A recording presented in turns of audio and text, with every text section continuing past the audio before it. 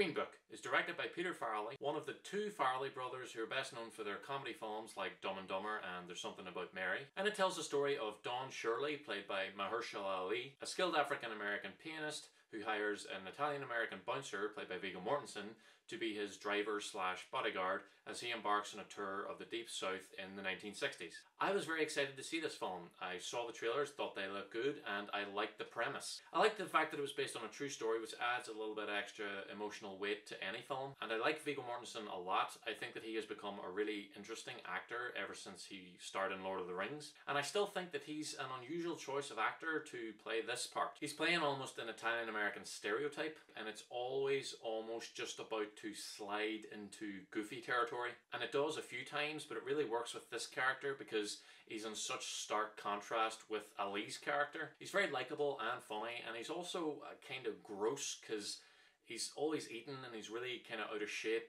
and he's not very clean. Again, contrasting a lot with his co-star. I haven't been sure for a while whether I liked Mahershala Ali as an actor. He was fine in House of Cards, a show I really liked, and he won the Academy Award for Best Supporting Actor for Moonlight. It didn't really blow me away, but I thought that he was fantastic in this, and although I didn't like the second season, I am now going to check out the third season of True Detective simply because he's in it. I think that this character just has so much nuance and so many layers to his personality. He's a very complicated person, and as the film goes on, it's revealed just how much there is going on with this guy. It's the kind of part that lets a great actor really sink their teeth into, and it's a great chance for them to kind of show off and show how good an actor they really are. And although I think it would be cool to see Sam Elliott win an Oscar, I think it's likely that Ali's probably going to take the statue home again this year.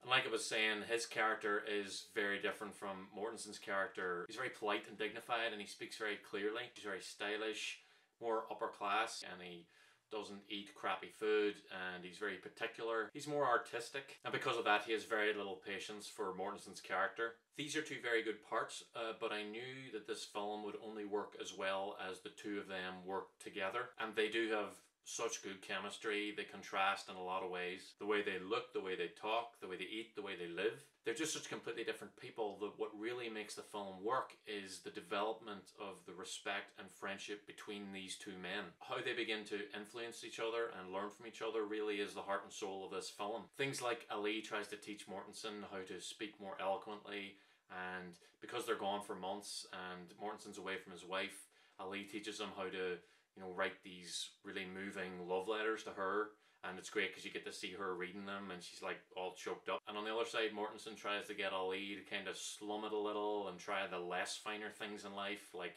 fast food or maybe a different music style to the classical that he's used to. The title of the film refers to a real-life guidebook that used to tell African-American travelers where they could and couldn't go to eat or stay for the night. The film does explain this, but I was very curious about what the title meant before I went in. And racism is a big part of this film. It's set during the 60s in the southern states of America, so there are a lot of instances throughout the film of discrimination and abuse. But I like the way that it's handled, because if you were to describe this film to me, I would assume that it would be a much more adult film, something along the lines of In the Heat of the Night or Mississippi Burning. But it's a 12 rated film here, which means that a lot of younger people will be able to see it, which I think is a good thing. It's not just entertaining, but I think it does have a lot of good lessons that younger people can learn from. And I think it's important for people to experience that, especially from films earlier in life. It's a bit more along the lines of something like Hidden Figures, where it doesn't have to use shocking violence to get its point across or to make us hate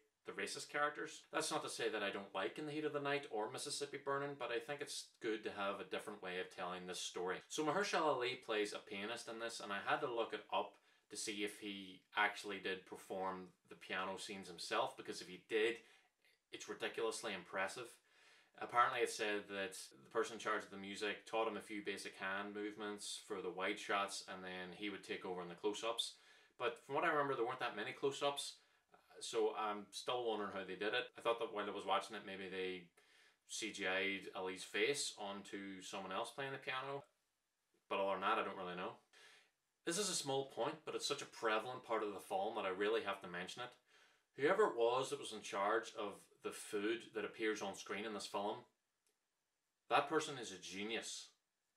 Every time that a character's eating, it looked like the most delicious thing I've ever seen. Italian food, KFC, sandwiches, pasta, pizza, fish. I had just eaten a big dinner before I went to the cinema, but I was still drooling at this food. I think that Peter Farrelly did a really good job directing this. I think that he has an excellent grasp of visual storytelling. A lot of information and character details are displayed without any kind of exposition. It all comes out through clever dialogue and what the camera chooses to focus on and the choices that the characters make in certain situations. I love how it shows how Viggo Mortensen's character is not very well off, but that he won't cross the line and become involved in organised crime without the film ever having to really spell that out for the audience. There's a great scene in the film where their car breaks down and Viggo Mortensen gets out to fix it, and Mahershala Ali sort of leans against the car, and it's across the road from this field where all these other African American people are working, and they're clearly poor and downtrodden, and they all stop and look at Mahershala Ali while this white man is fixing his car and opening the door for him. There's no dialogue at all, but from the acting and the way the scene's constructed, you know exactly what's going on and what the filmmaker's trying to get across. And you also can guess pretty well what Mahershala Ali's thinking and what the other African Americans in the field are thinking.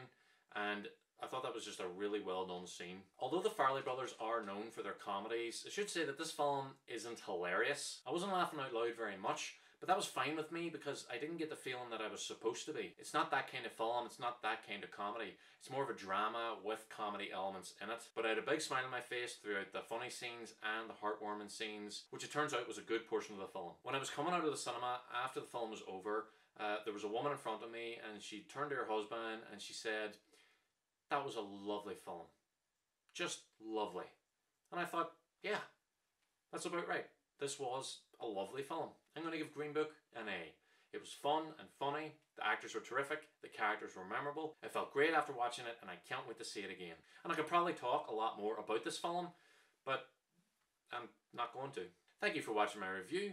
Please comment down below and let me know if you've seen Green Book, what you thought of it, if you agree or disagree with any of my points, or if you have any points of your own. And let me know what's your favourite film that deals with the subject of racism. Please like and subscribe. I'll be back soon with more reviews, and I will see you then.